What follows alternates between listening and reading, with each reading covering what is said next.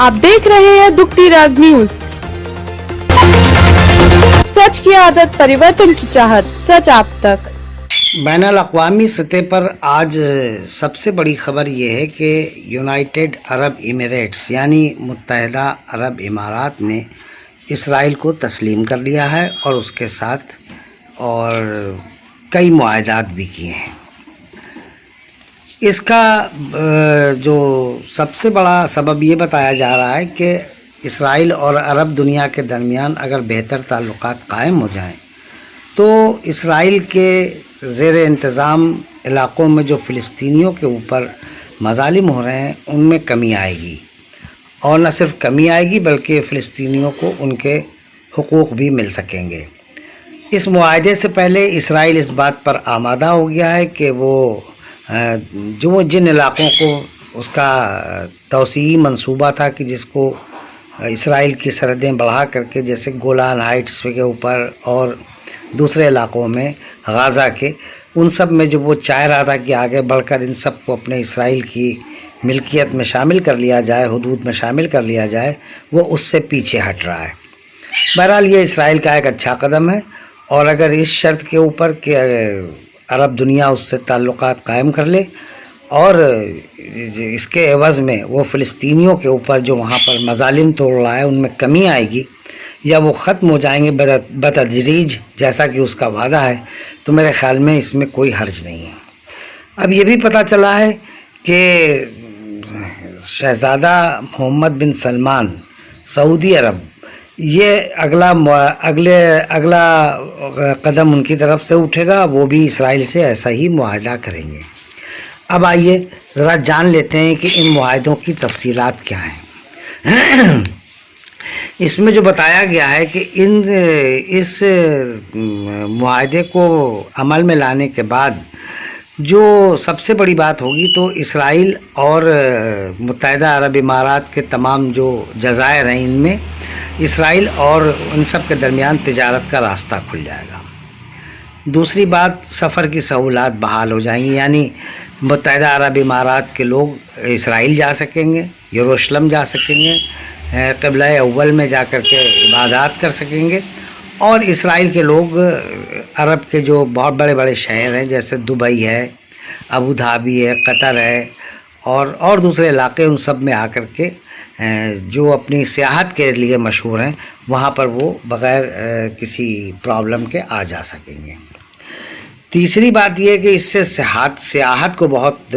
فروغ ملے گا۔ سیاحت کا معاہدہ بھی کیا ہے، اور ساتھ ہی ساتھ انہوں نے صحت کے سیکٹر میں یعنی ہیلتھ سیکٹر میں بھی انہوں نے معاہدہ کیا ہے، جس سے کہ اسرائیل میں تیار ہونے والی دوائیں اور جو پروڈکشن اسرائیل میں جن دواؤں کا ہوتا ہے وہ ان کو عرب امارات کے لوگوں کو خاصی سستی دروں پر اسرائیل فراہم کرے گا۔ یہ بھی ایک اچھی بات ہے، اور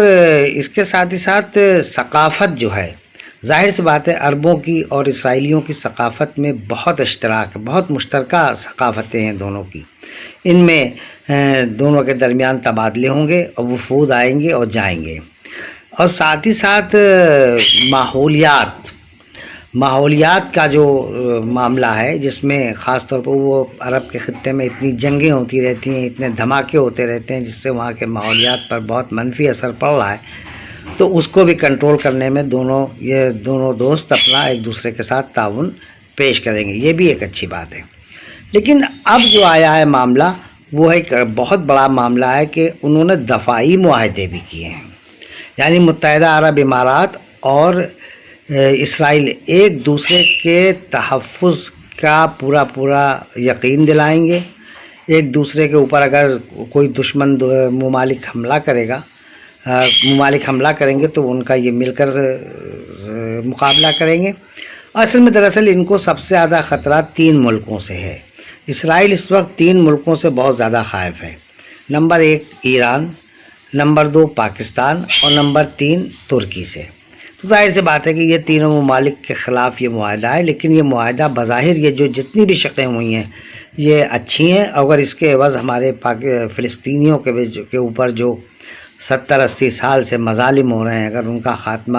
ہونے کی صورت یہی ہے کہ اب ہم لڑائی چھوڑ کر کے امن کے معاہدے کریں تو اس میں میرے خیال میں کوئی پرابلم نہیں ہے۔ ضمناً میں آپ کو یہ بتاتا چلوں کہ اسرائیل اور فلسطین ان دونوں علاقوں کے جو لڑکے ہیں، یعنی مسلمانوں کی فلسطینی لڑکیاں اور اسرائیل کے یہودی لڑکے، یہ جو نئی نسل ہے یہ روز روز کی جنگ سے بہت عاجز آ گئی ہے، اور یہ لوگ تمام بندشوں کے باوجود بھی جا کر ایک دوسرے سے ملتے ہیں، ایک دوسرے کے ساتھ خوب پارٹیاں ہوتی ہیں، ایک دوسرے کے پروگراموں میں حصہ لیتے ہیں، اور یہاں تک کہ بہت سے اسرائیلی لڑکوں نے فلسطینیوں سے اور بہت سے فلسطینی لڑکوں نے اسرائیلی لڑکیوں سے شادیاں کر لی ہیں، ان کے بچے بھی پیدا ہو رہے ہیں، ہو چکے ہیں، بہت سے تو بڑے ہو گئے ہیں، کئی دو نسلیں ہو گئی ہیں لگ بھگ۔ پہلے اس کو بہت برا سمجھا جاتا تھا، مگر اب وہ دھیرے دھیرے سماج بدل رہا ہے۔ تو اب یہ جو لڑائی جھگڑے کا معاملہ ہے، مگر پرابلم کیا ہے کہ وہ ایک دجال آئے گا اور دجال آ کر کے یہ سب خاتمہ کرے گا۔ دجال جو ہے اس کو ختم کرنے کے لیے مہدی آئیں گے، ان سب خیر وہ جب آئیں گے جب دیکھا جائے گا، لیکن فی الحال آج ہمارا پریزنٹ کیسے بہتر سے بہتر ہو سکے اس کے لیے ہے جو یہ کوشش ہوئی ہے، میرے خیال میں اس میں کوئی حرج نہیں، اور ہمیں فلسطینیوں کے ایک وسیع تر مفاد کے ضمن میں لیکن اب سوال یہی ہے کہ وعدے کے مطابق جیسے اسرائیل نے کہا ہے کہ اب ہم اپنی توسیع منصوبے کو ملتوی کر رہے ہیں،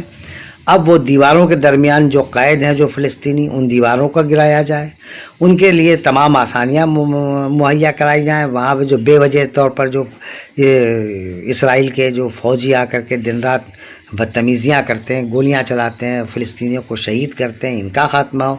اور مسجد اقصیٰ خاص طور پہ مسجد اقصیٰ کو جو مکمل طور پہ وہ ہڑپنا چاہتا ہے، اس کو گرا کر کے وہاں پر ایک تھرڈ ٹیمپل یا تیسرا مندر بنانا چاہتا ہے، ان سب باتوں پر بھی اس کو وضاحت کرنی ہوگی۔ اور چونکہ یہ مسجد اقصیٰ 3 مذاہب کا ایک مشترکہ پلیٹ فارم ہے، یعنی آپ دیکھیے سب سے پہلے یہودیت کی ابتدا یہاں سے ہوئی، یروشلم سے،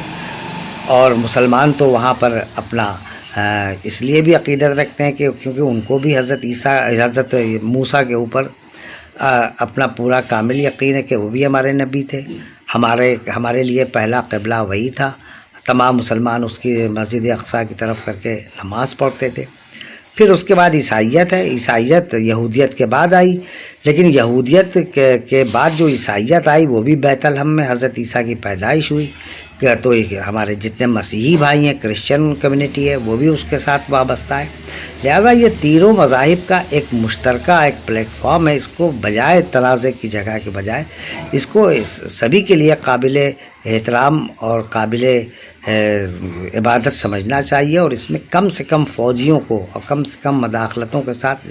تینوں مذاہب اپنے اپنے علاقے ان کے بٹے ہوئے ہیں، ان پہ ان کو